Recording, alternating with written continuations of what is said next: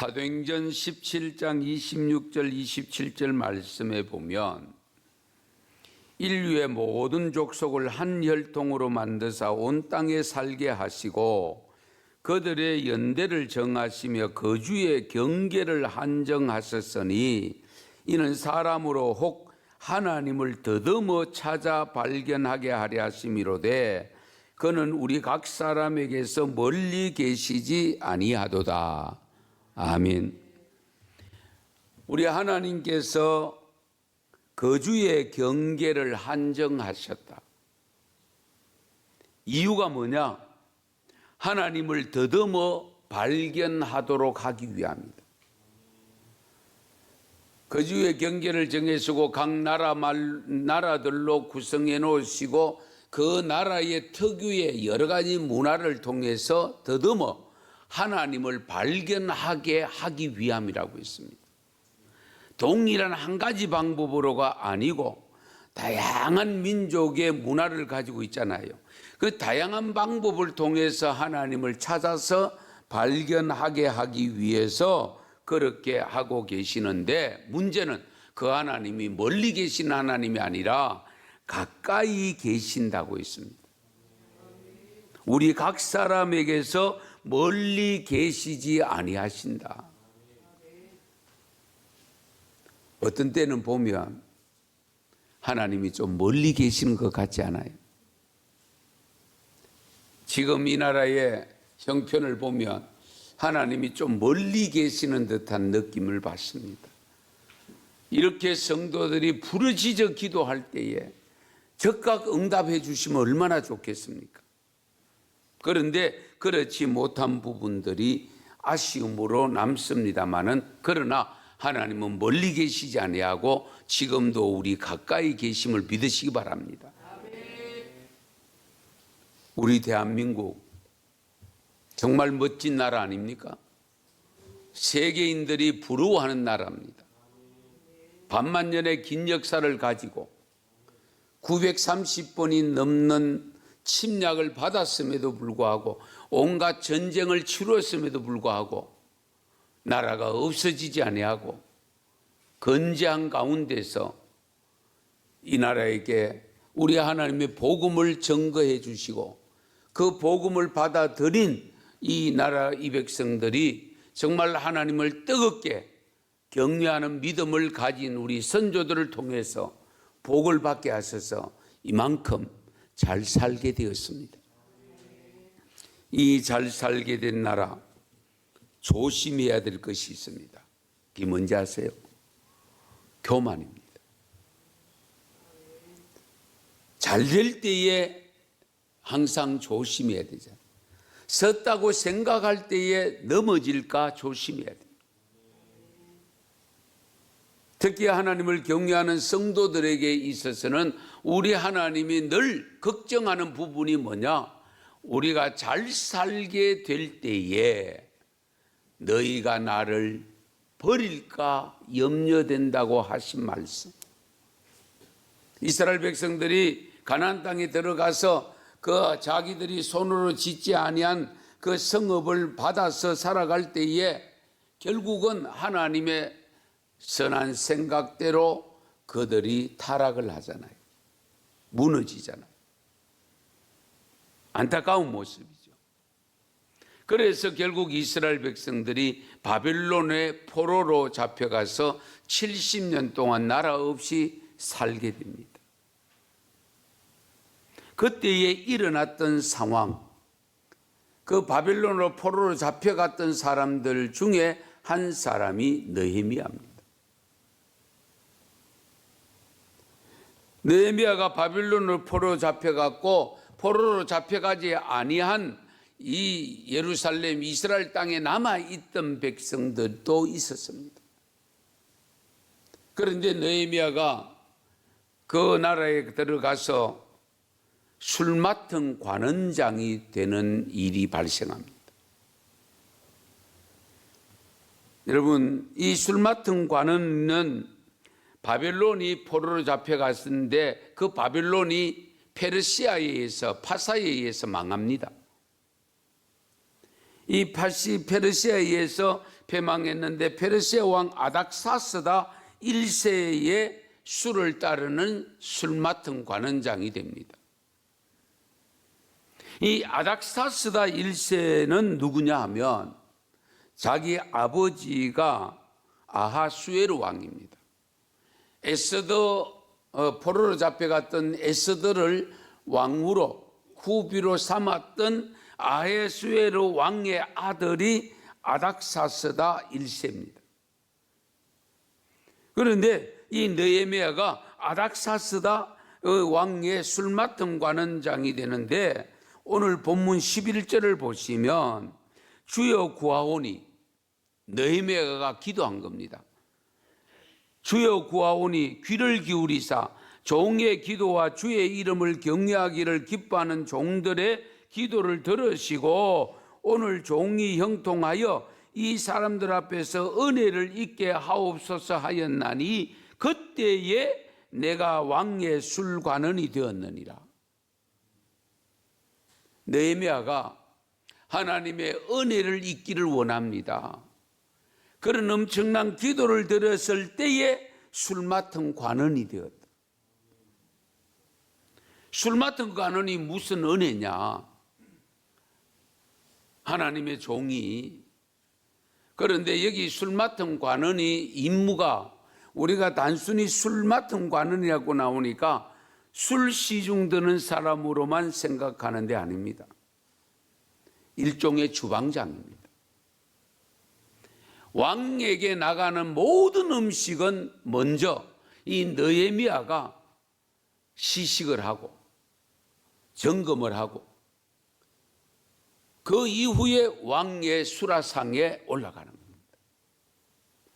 그리고 또 하나의 일은 뭐냐면은 왕실의 침상을 돌보는 일을 했다고 합니다. 그러다 보니까 왕도 섬길 뿐만 아니라 왕비까지도 챙기는 그런 막중한 일을 하는 사람이 술 맡은 관원장입니다. 그런데 자기는 지금 여기 와서 포로로 잡혀와서 이 엄청난 직책을 받았으니 한편으로 보면은 안심하고 다른 사람이 어떻게 되었든지 상관없이 살 수 있잖아요. 그런데도 느헤미야는 늘 안전하서나 생각이 뭐냐? 나라 생각. 저 예루살렘이 어떻게 되었는가? 그 생각을 하고 있는 찰나에 하나니라고 하는 사람이 그 예루살렘에서 내려왔습니다. 그러니까 고국의 소식을 듣고 싶은 차에 이 하나니가 오니까 이 느헤미야가 하나니에게 거기에 지금 있었던 이야기를 듣게 됩니다. 그 내용을 하나니에게 물었다는 내용이 오늘 본문 3절에 기록되어 있는데요. 사로잡힘을 면하고 남아있는 자들이 그 지방 거기에서 큰 환난을 당하고 능욕을 받으며 예루살렘 성은 허물어지고 성문들은 불탔다라고 보고를 듣게 됩니다.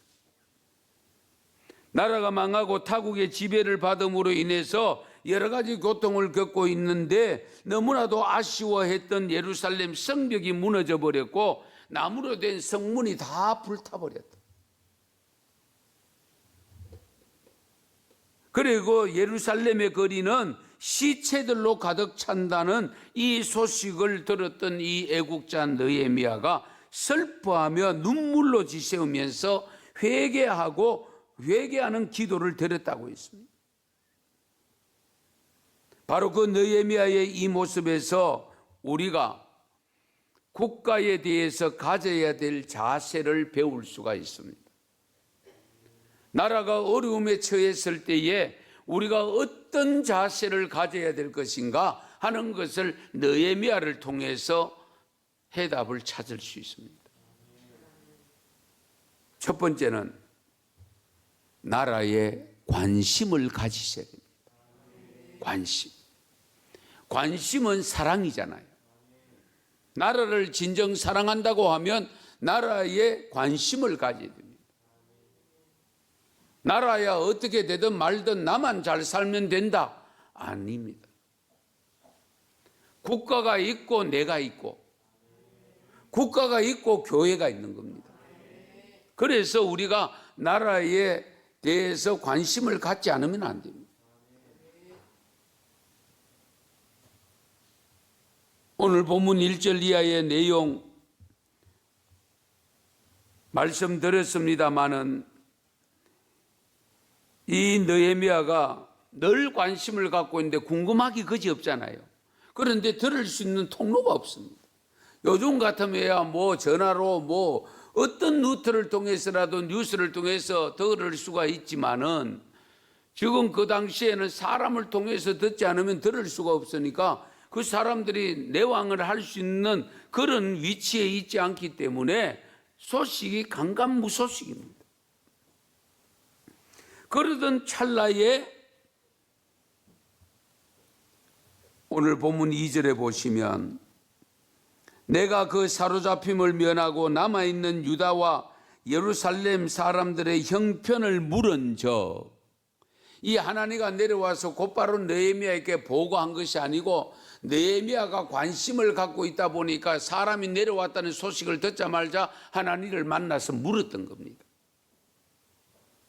관심 없는 사람 묻지도 않았죠. 내려왔는지도 모를 겁니다. 관심이 있었기 때문에 내려온 사람을 만날 수 있었고 그 만난 사람에게 먼저 형편을 묻습니다. 그 형편을 물은 적 어떻게 되느냐? 하나님의 일행이 이 느헤미야가 보고한 내용을 가르쳐 주는데 그 대답한 내용을 보시면 그들이 내게 이르되 사로잡힘을 면하고 남아있는 자들이 그 지방 거기에서 큰 환난을 당하고 능욕을 받으며 예루살렘 성은 허물어지고 성문들은 불탔다 하는지라. 어떤 환난인지는 모르지만은 남아있는 사람은 그래도 편하게 살런가 여겼더니만은 더 어렵다는 거예요.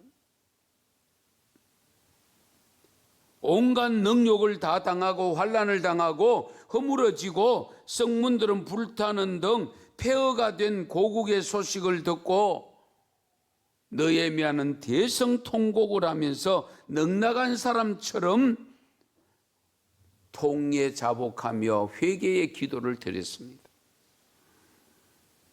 금식 기도를 드렸습니다. 지금 우리가 당하는 어려움을 나는 괜찮다고 관심이 없으면 안 됩니다. 우리 모두의 고통임을 기억하고 우리는 뉴스를 통해서 전해지는 어려운 소식들을 놓치지 말아야 됩니다. 그래서 우리는 금식하며 기도할 필요가 있습니다. 이 어려움은 바로 우리들 때문에, 하나님을 섬기는 우리들 때문에, 교회들 때문에 이와 같은 일이 생겼다는 것을 기억하고 정말 회개의 기도를 드려야 됩니다.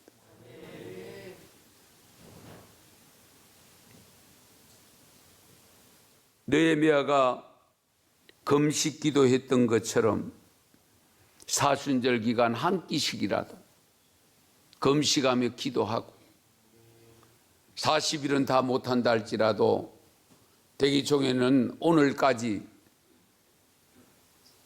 우리 작정 기도하기로 되어 있었습니다마는 우리 다니엘 기도는 이것이 끝날 때까지 드려야 될 기도가 아니겠습니까?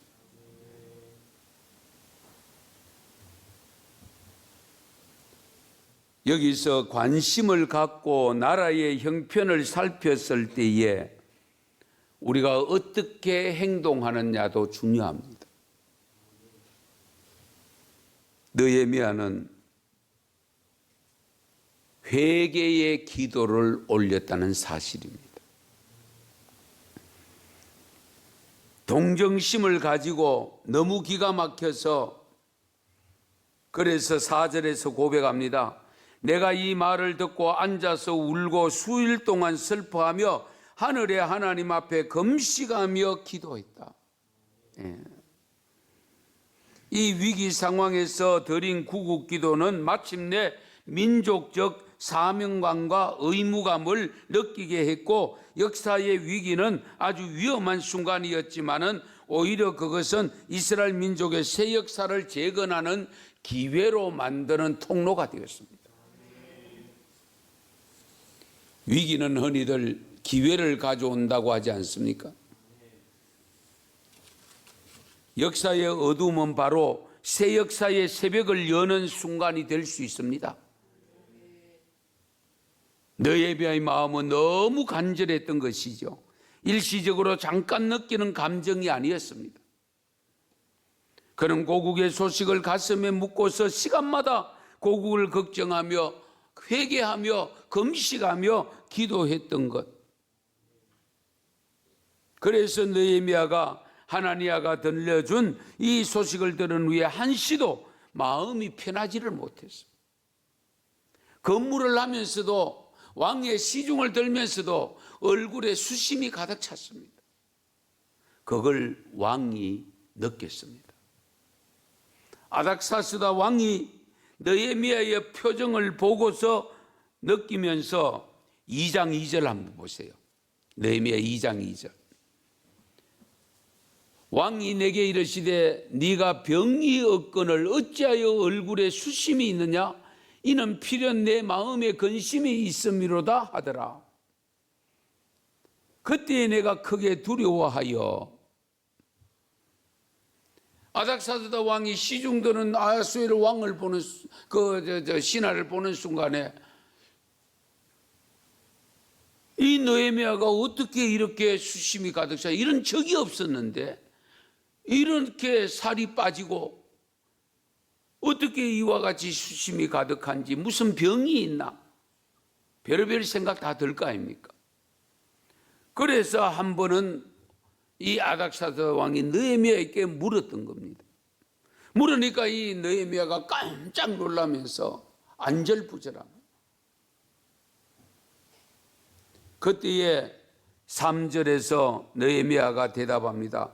왕은 만세수를 하옵소서. 내 조상들이 묘실이 있는 성읍이 이제까지 황폐하고 성문이 불타사오니 내가 어찌 얼굴에 수심이 없사오리까? 그때 왕이 느헤미야에게 말합니다. 그러면 네가 무엇을 원하느냐? 네가 무엇을 원하느냐? 그때에 느헤미야는 잠시 묵상하며 하늘의 하나님께 기도합니다. 묵상 기도한 후에 느헤미야는 왕에게 요청을 합니다. 자기를 조상들의 묘실이 있는 성읍에 보내어서 그 성을 건축하게 해달라고, 재건하게 해달라고 요청을 합니다. 왕은 새민족 재건의 유다 총독으로 느헤미야를 임명해서 유다 땅으로 돌아가게 합니다. 페르시아 고레스 왕과 아닥사스다 왕 시대의 학자 에스라와 이 정치 지도자 느헤미야가 중심이 되어서 70년 포로 생활에서 귀환하는 역사가 이루어지게 됩니다.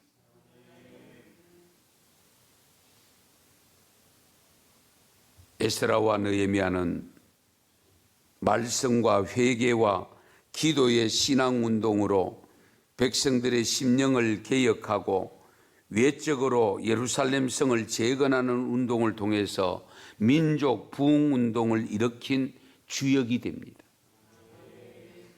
나라를 위기에서 새롭게 일으킨 그 일꾼이 될 수 있었던 것은 관심과 그 내용을 들었을 때에 하나님 앞에 금식하며 회개의 기도를 올린 그 은혜로 말미암아 나라가 새롭게 설 수 있는 기회가 되어집니다.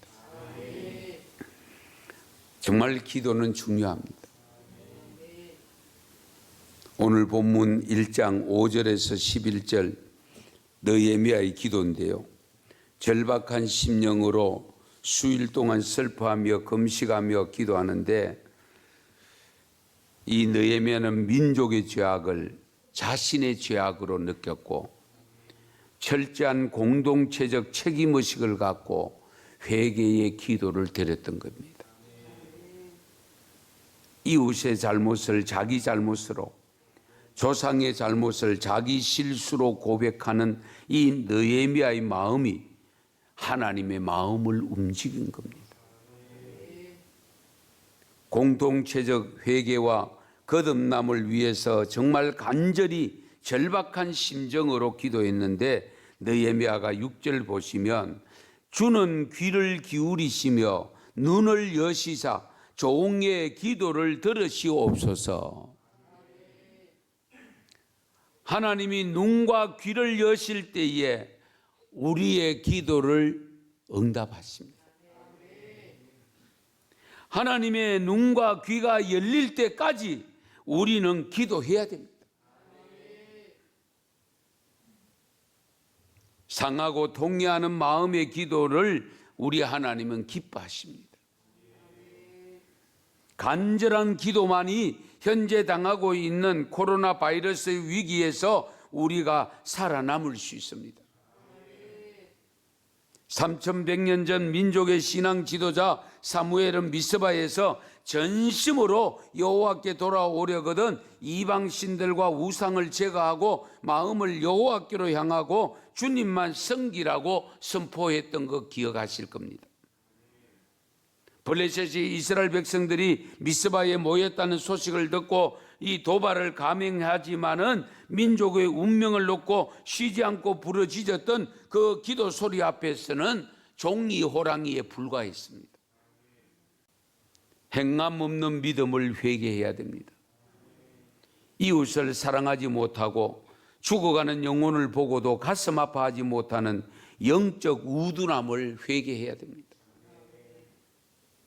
맡은 일 충성하지 못하고 직분을 가지는 데만 혈안이 되어 있는 한국교회 교인들의 모습도 회개해야 합니다. 사랑하는 은성교회 교우 여러분, 회개만이 하나님의 복을 받을 수 있는 유일한 통로임을 믿으시기 바랍니다. 어떻게 하면 하나님을 더 잘 섬길 것인가? 어떻게 하면 생명을 더 많이 살릴 것인가를 생각하면서 오직 주님께만 영광 돌리는 삶을 살 수 있기를 바랍니다. 교회들마다 하나님께 영광 돌리는 일에 최선을 다할 수 있기를 바랍니다.